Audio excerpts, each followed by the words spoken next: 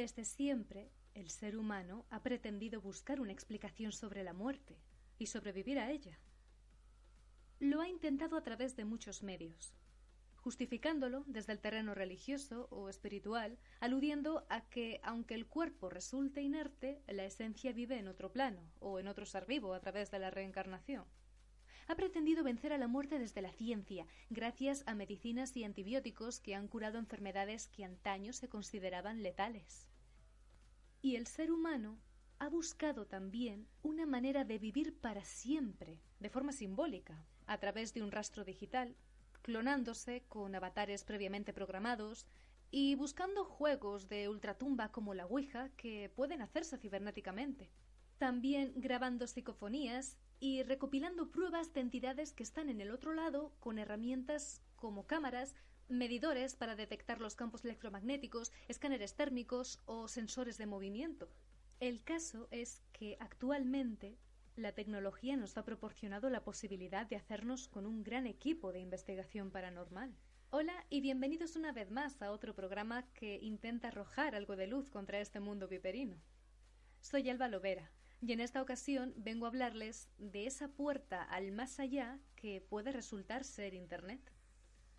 Considerado como una especie de instrumento todopoderoso, está ejerciendo como tal, ya que el objetivo social que parece extenderse hoy en día es el de eliminar nuestras barreras biológicas y ser ciudadanos de un más allá 2.0, en el que podamos archivar nuestra conciencia en un perfil cibernético, bien sea programada a través de un avatar eterno o dejándonos estudiar y dejándonos manejar por la ciencia. No solo trataremos estos temas. En la última parte del programa nos dirigiremos al público menos escéptico y compartiremos las situaciones documentadas que expresan el supuesto uso de redes sociales y de Internet en general por los difuntos. Empezamos.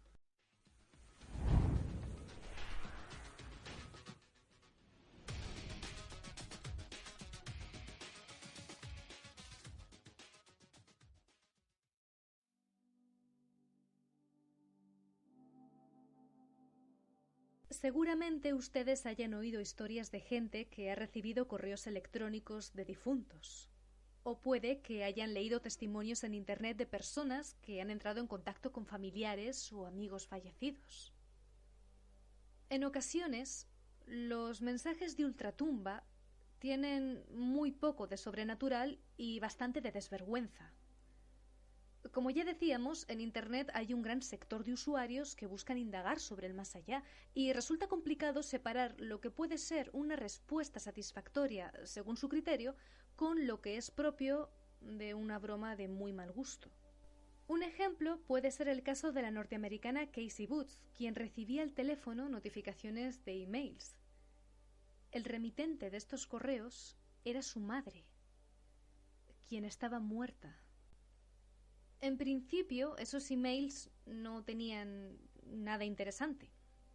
Tenían publicidad de Viagra y de diferentes artilugios para embellecer los genitales masculinos, vamos a decirlo así.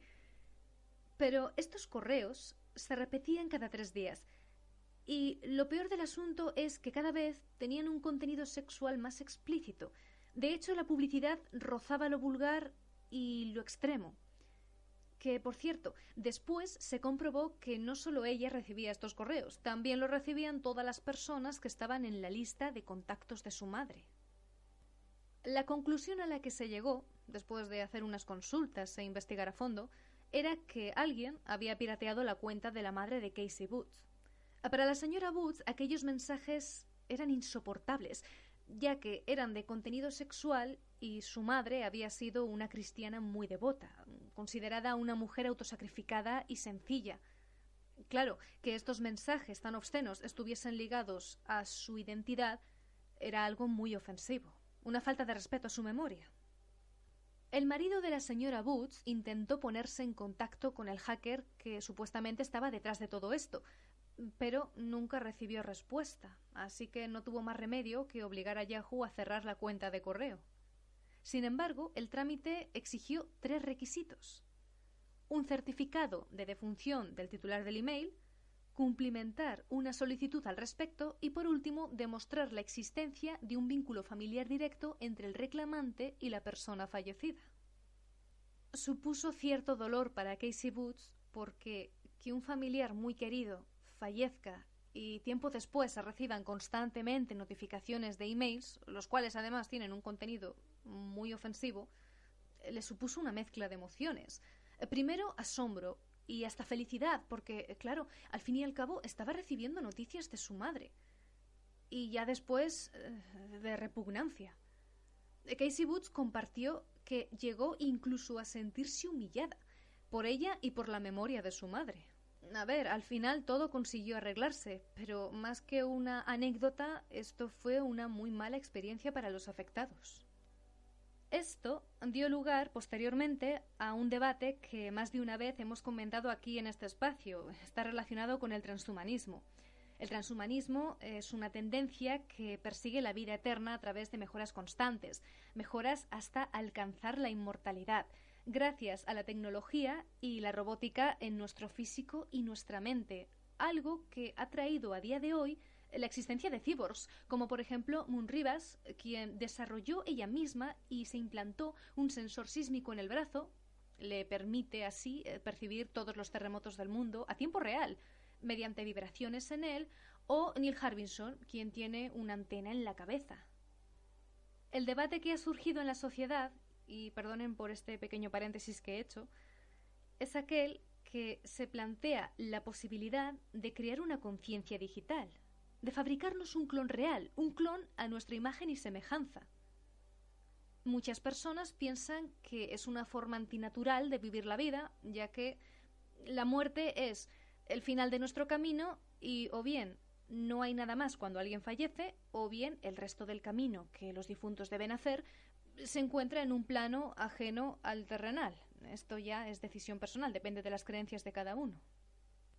Esto contrasta con la opinión de los transhumanistas, quienes aseguran que el ser humano está más que capacitado para vencer a la muerte, para sobrevivir a ella y seguir en este mundo, el mundo terrenal, aunque sea cibernéticamente. Al fin y al cabo, los transhumanistas manifiestan que su movimiento consiste en convertir a las personas en tecnología, a fusionarlas con ella. Me explico en otras palabras. La gente cree que la tecnología va separada del ser humano, ya que ésta debe estar al servicio de la sociedad. Y los transhumanistas consideran que la tecnología, al ser algo creado por humanos, es también una corriente muy humana y por ello sí se concibe que humanos y tecnología sean una sola cosa. De ahí que haya surgido, de entre otros muchos proyectos, el deseo de inmortalizar la conciencia personal y digitalizarla. Lo más sorprendente de esta iniciativa es que están poniendo en práctica las ideas a través de la ficción. Me gustaría remarcarles que es una forma de visibilizar algo, bien sea para hacer una denuncia social o bien para naturalizarlo. Se hace mediante películas, eventos o libros, mediante algo que llegue a un gran público. Un ejemplo lo tenemos en la serie Black Mirror, en un capítulo titulado Vuelvo enseguida, emitido en 2013. Y bueno, este capítulo narraba cómo una joven perdía a su novio inesperadamente. El difunto era un apasionado de las redes sociales, así que a partir de esa información, que bueno, ya saben que las personas dejamos una huella digital casi imposible de borrar. Y un software especial, la joven lograba recrear cibernéticamente a su pareja. La protagonista del capítulo conversaba a diario con su novio. Le demostraba su amor, recibía consejos de este novio digital, reía, lloraba, discutía con él. La experiencia en la ficción no finaliza demasiado bien, que digamos, pero no voy a entrar en detalles por no destripar la historia a quien sea seguidor de la serie. Así que vamos a lo importante. Esto nos hace plantearnos hasta qué punto estaríamos mentalmente preparados para este tipo de espeluznantes tecnologías del más allá. ¿Qué piensan ustedes? ¿Creen que podríamos sobrellevar algo así? Muchos expertos no son demasiado optimistas. Este tipo de aplicaciones informáticas nos sumergen en una fantasía que puede crear desazón y dependencia, una manera muy dura de vivir que nos impide que nuestras heridas cicatricen, ¿no creen? Quiero decir, desaparece o fallece un ser querido, no tiene por qué ser un familiar, y estas aplicaciones bloquean, impiden que podamos recuperar nuestra vida y evolucionar sin ese ser querido. El hecho de establecer un diálogo periódicamente con el avatar informático de un difunto, porque ni siquiera es la conciencia real de esa persona fallecida, es un clon previamente programado. El hecho de compartir un diálogo de ese calibre puede hacernos caer en una pérdida ambigua. Así lo denominó la terapeuta familiar Pauline Boss, estar en un estado de pérdida ambigua. ¿Qué significa este término? Significa que la persona afectada está en una situación confusa. Al fin y al cabo, a efectos prácticos, no sabe si con quien habla está vivo o muerto, si está presente o ausente. No está, pero está. En el fondo es un problema. Un problema que termina dañando el bienestar psicológico del afectado y su entorno también, claro, prolongando indefinidamente el sentimiento de dolor más que servir de consuelo. Por otro lado, los mensajes planificados y remitidos por un individuo muerto, aun programados con buena intención, pueden suponer una violenta intrusión en la vida del superviviente, agitando sentimientos, aflorando emociones, incluso resaltando vacíos que, en teoría, ya están sosegados, colmados, superados o incluso encajados. Esto ya depende de la situación y el tipo de relación de la que hablemos. Hay quien pone todo su empeño en perpetuar su identidad y su existencia hasta la eternidad. Hay una empresa que está desarrollando un programa de ordenador capaz de recoger toda la actividad virtual de quien así se lo pida. Se encarga de tomar los textos escritos en redes sociales, blogs, foros, correos, etc., y construye con ellos la personalidad del avatar.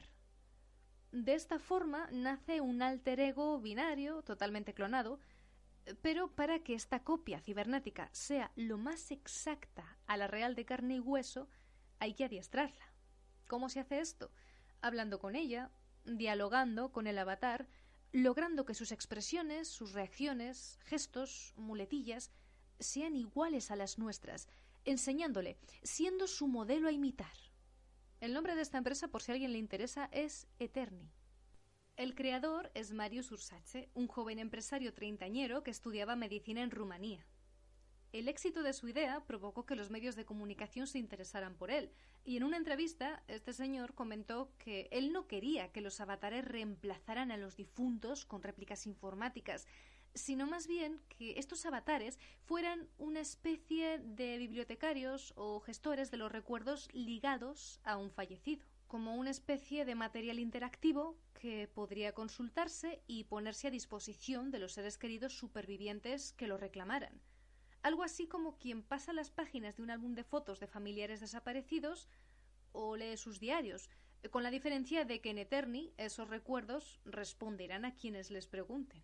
Habrá una interacción instantánea. Ni será necesario usar la Ouija ni grabar psicofonías. ¿Cómo afecta este tipo de pensamientos a nuestra forma de vida? ¿Realmente estas experiencias son accesibles para la población o se quedan en simples proyectos desde el ámbito teórico? En unos segundos vamos a hablar de ello más detenidamente, porque el sobrevivir a través de Internet, el conservar la memoria de un difunto, el prepararse para seguir aquí pese a haber fallecido, se tiene más presente de lo que pensamos y se ha normalizado tanto que podemos configurarlo a través de nuestras redes sociales más conocidas.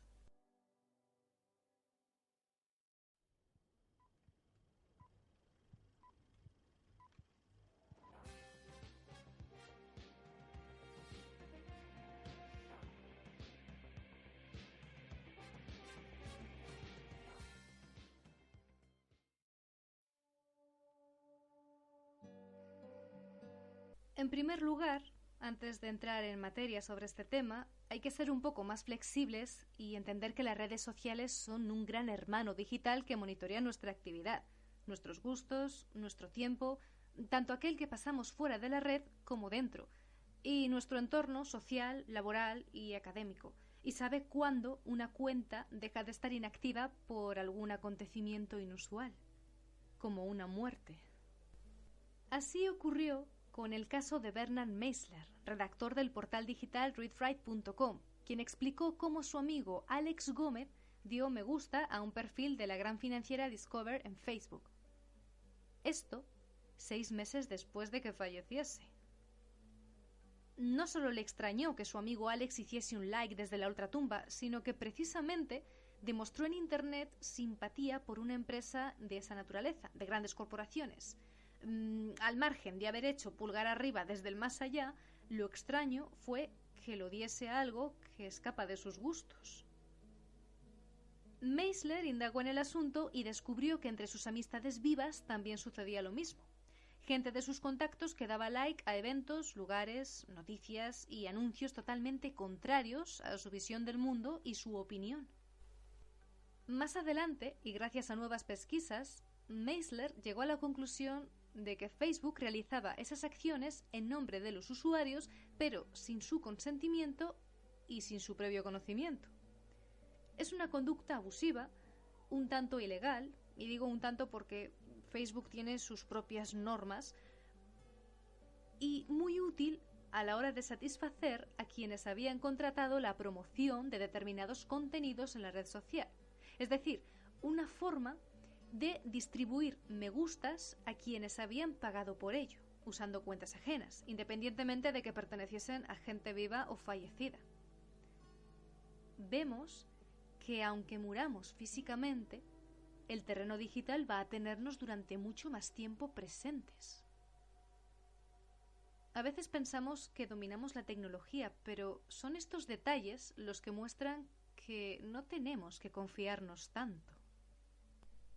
Por otro lado, hay que tener en cuenta que el que se pueda hacer de la muerte un negocio no significa que siempre se realice sin permiso del fallecido. Hay quien se aprovecha de la tecnología para usarla a su favor y solventar ciertos asuntos personales de cara a un futuro. Por ejemplo, un caso que sucedió a primeros de abril de 2016. Un joven compartió un correo que le llegó de su padre, quien había fallecido 2 años antes. El email decía lo siguiente: Hola, hijo. Te hablo desde la tumba. Siempre dije que volvería y te visitaría. Lo siento, es lo que pone en el correo. Ahora en serio, cuando leas este mensaje estaré muerto. Espero que a estas alturas te vaya bien sin tu viejo y puedas ayudar a tu madre a sobrellevarlo. Tengo plena confianza en que cuidarás de ella tan bien como yo lo hice. Tengo un par de ideas para compartir contigo y unos pensamientos que nunca llegué a discutir en los últimos meses, cuando todavía estaba coherente. Ya a partir de aquí el mensaje sigue, pero son cosas privadas. El caso es que estamos hablando de un difunto con un extraordinario sentido del humor que redactó ese email cuando estaba vivo. Este señor se encontraba muy mal de salud, en estado casi vegetativo. De hecho, el email tiene algunas incoherencias debido a la morfina que le habían inyectado los médicos. Y bueno, antes de irse, quiso dejar en orden sus asuntos. Se inscribió en una página web llamada Future Me, la cual permite programar mensajes que serán enviados a uno o varios destinatarios en las fechas que el autor asigne. Este caballero fallecido solicitó que el mensaje se enviara en abril de 2016, contando con que ya habría dejado este mundo. También hay quien aprovecha esa plataforma para programar mensajes para fechas significativas como un cumpleaños, una boda o una graduación. Otros usuarios van más allá y dan un toquecito digital a su defunción. Hay padres que deciden crear una cuenta de correo privada en la cual acumulan consejos, fotos y todo tipo de recuerdos para sus hijos. Y dentro de, por ejemplo, 30 años, cuando estos padres consideren una fecha en la cual cuentan con no estar vivos, se les revelaría la contraseña. Ocurre algo similar con niños huérfanos que cuando crecen un poco se topan con cartas digitales o manuscritos que sus progenitores les legaron antes de desaparecer, de tal forma que esas palabras cibernéticas puedan ayudarles a sentirse apoyados. Digamos que es como una manera de enviar amor y consejos a través de Internet. Facebook también cuenta con una aplicación similar, llamada Si yo muero en inglés, la cual, permite seleccionar hasta 3 amigos fiduciarios. Ellos serán los responsables de verificar la muerte del titular de un perfil y de gestionar ciertos mensajes elaborados del modo y manera en que fuera acordado previamente. Y Twitter tiene también algo parecido, una aplicación llamada Liveson, diseñada por Dave Batewood. Esta app permite que sigamos tuiteando después de muertos y, según su creador, está desarrollando un sistema que podrá imitar el comportamiento de los usuarios en esa plataforma. Conocerá sus gustos, sus bromas, su lenguaje y, por supuesto, su manera de escribir. En la actualidad hay bastantes empresas y bufetes de abogados cuya misión es limpiar nuestro rastro virtual después de nuestro fallecimiento. Desaparecer de Internet es un asunto bastante complicado, que no imposible, bastante complicado y cada vez más laborioso debido al gran avance tecnológico. Y ya ni digamos si el transhumanismo hace mella en la población y se populariza a gran escala, porque, volvemos a repetir, tecnología y persona serán uno. Nuestras actividades cibernéticas tienen vida propia más allá de nuestra existencia biológica. Por eso es tan difícil que la muerte física vaya acompañada por la desaparición completa en el mundo virtual. Damos por finalizada la segunda parte del programa y a continuación hablaremos de esos casos paranormales surgidos a través de Internet. Casos extraños, casos documentados y muy estudiados. Intentaremos dar todo tipo de explicaciones, aunque eso no nos salva a veces de la incertidumbre.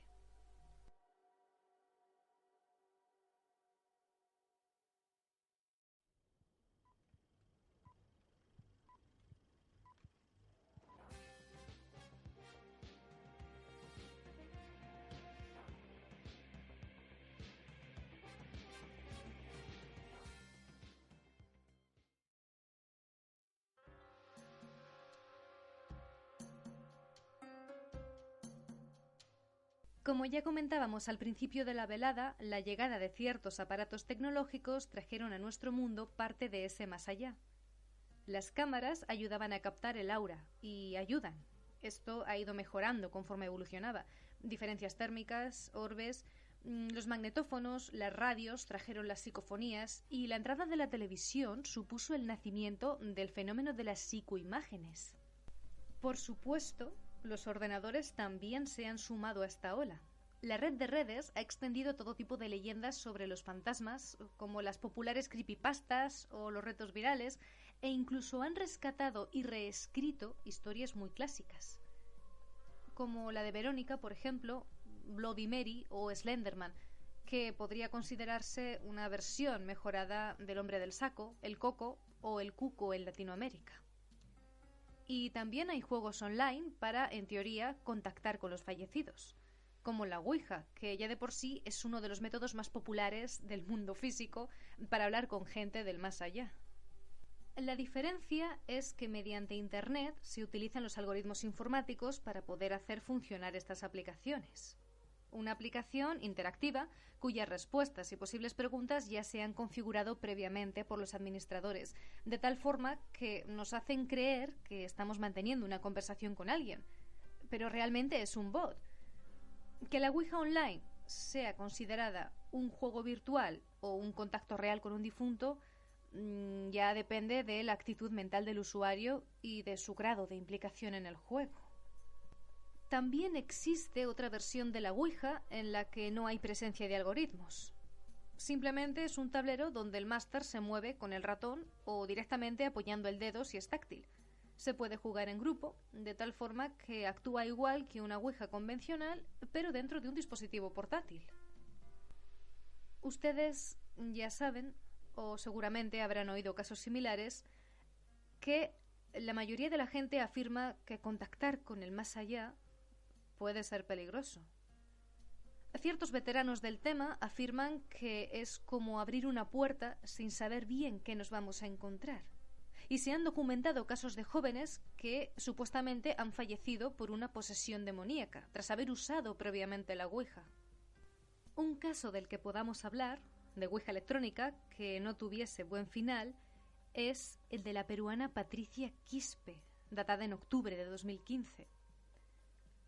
Ella decidió descargársela en el móvil y empezó a jugar con varias amigas. De vuelta a casa, y pasados apenas unos minutos, la joven perdió el control de su cuerpo. Cambió la voz por otra más potente, la cual no dejaba de invocar al diablo, y también sufrió de convulsiones antes de soltar espuma blanca por la boca. Sus familiares la ingresaron en urgencias en un centro de salud porque temían que hubiese consumido alguna droga. El caso es que los médicos no podían hacerse con ella. Patricia se revolvía con enorme fuerza y gritaba pidiendo constantemente su móvil, mientras gritaba que la soltaran, que nadie sabía lo que pasaba, y también repetía la cifra 666. Tras contactar con las amigas de la joven, los doctores llegaron a la conclusión de que el detonante de este incidente pudo ser el manejo de la ouija de su móvil. El caso llegó a la prensa. Voy a ponerles un fragmento del reportaje donde se escucha a la joven gritar que iba a matarlos a todos.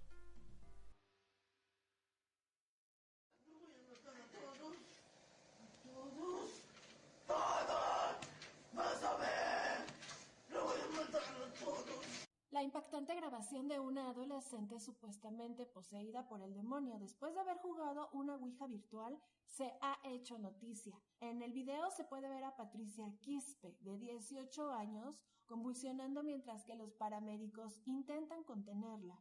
Además, en una voz grave se le puede escuchar gritando el número 666 y pidiendo que la suelten continuamente.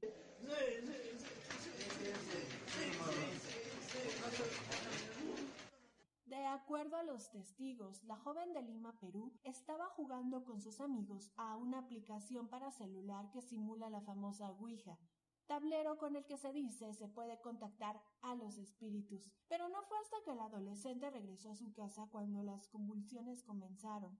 La chica rápidamente fue llevada al hospital, donde los médicos lucharon por más de media hora hasta finalmente conseguir contenerla. Mi celular, ¿dónde está mi celular? ¿Dónde está mi celular? Actualmente, Patricia ha sido ingresada a la sala psiquiátrica del recinto, donde se busca respuesta a su extraño comportamiento.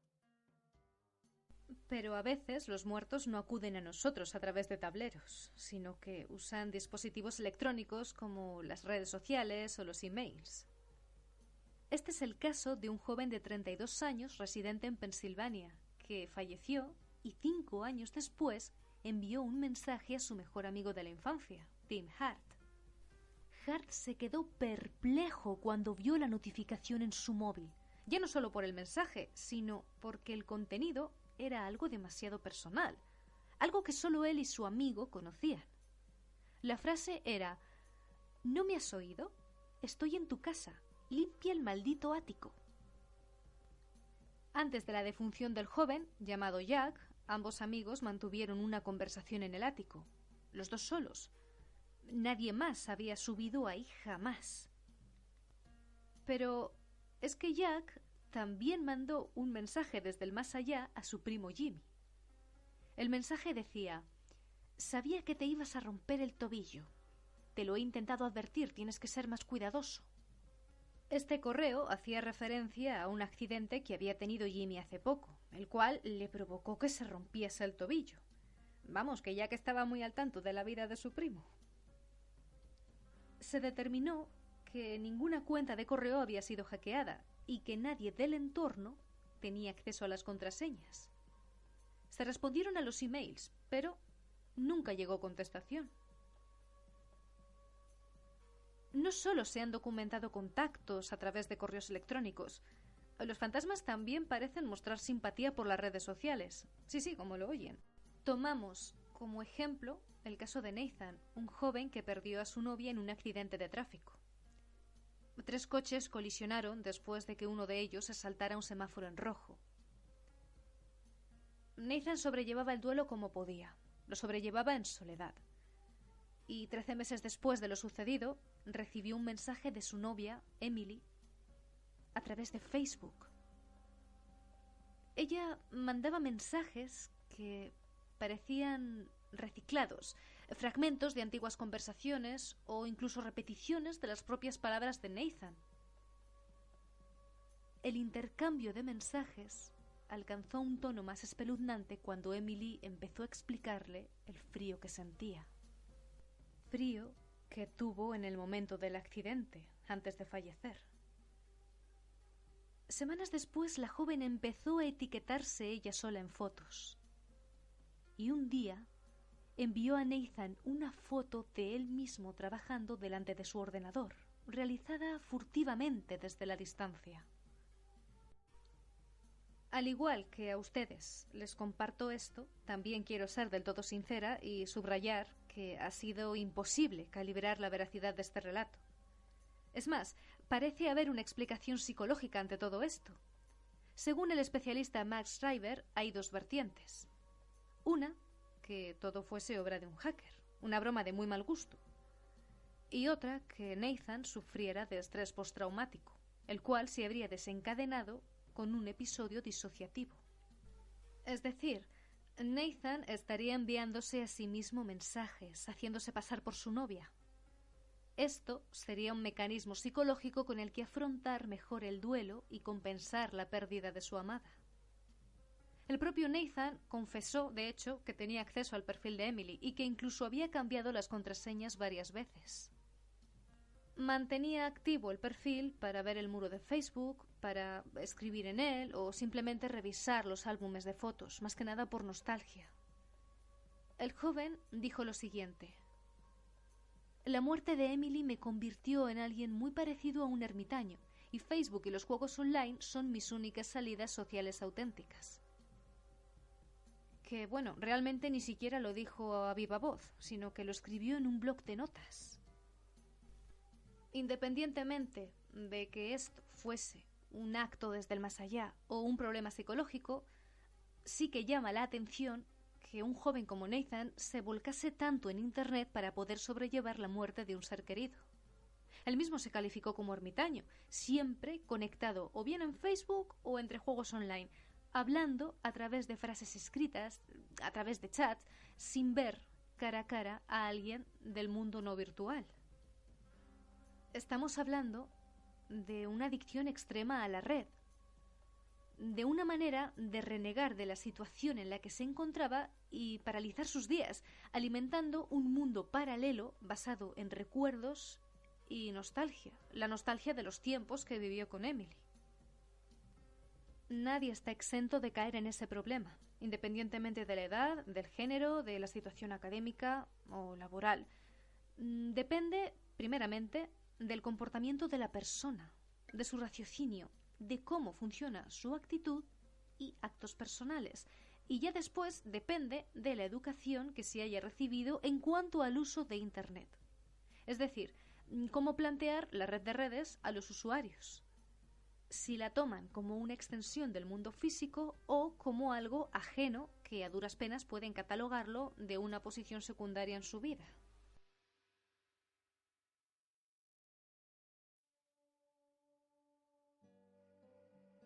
En varias ocasiones se ha intentado resaltar en mundo viperino lo necesario que es enseñar a los usuarios de Internet, tanto a veteranos como a las nuevas generaciones, el uso sano de las nuevas tecnologías. Hace unos días, de hecho, desarrollábamos el tema tomando como ejemplo la realidad virtual, la cual ha avanzado tanto que no solo permite a la ciencia hacer maravillas, sino que funciona como un mundo paralelo que nos tienta a dejar el mundo físico para centrarnos en algo artificial, una zona de confort virtual en la cual podremos controlar las conversaciones que tengamos con la gente, evitar trasladarnos a otros lugares o incluso tener relaciones sexuales basadas en películas para adultos. Y bueno, ya ni hablemos del nuevo sexto sentido humano, que es aquel que pretende conectar nuestro cuerpo directamente a Internet, también ligado al transhumanismo. Pero, ¿qué ocurrirá cuando alcancemos ese punto de no retorno y la inteligencia artificial escape de nuestro control? Porque, no sé si lo saben, pero hay empresas que configuran los límites de la inteligencia artificial con algoritmos que solo pueden ser resueltos por humanos e instan a otras que hagan lo mismo. ¿Por qué? Porque saben que la tecnología está muy presente en nuestras vidas y llegará un momento en el que bajaremos la guardia, o que las máquinas nos tengan tan estudiadas como hacen las redes sociales y las aplicaciones que nos estudian bien, nos espían, que sabrán por dónde atacarnos. Quizá pueda parecer exagerado o incluso conspiranoico, pero ya han sido varias las personalidades influyentes como Stephen Hawking que han catalogado la tecnología actual de algo demoníaco. De momento, deberíamos centrarnos en nosotros, la sociedad, ¿no creen? Más que nada para poder hacer buen uso de Internet y de todo lo que pueda ofrecernos. Es evidente que no podemos frenar el desarrollo de la tecnología, pero sí podemos analizar nuestros puntos débiles y trabajar en ellos para hacer de este mundo viperino algo mejor. Nos vemos en el próximo programa.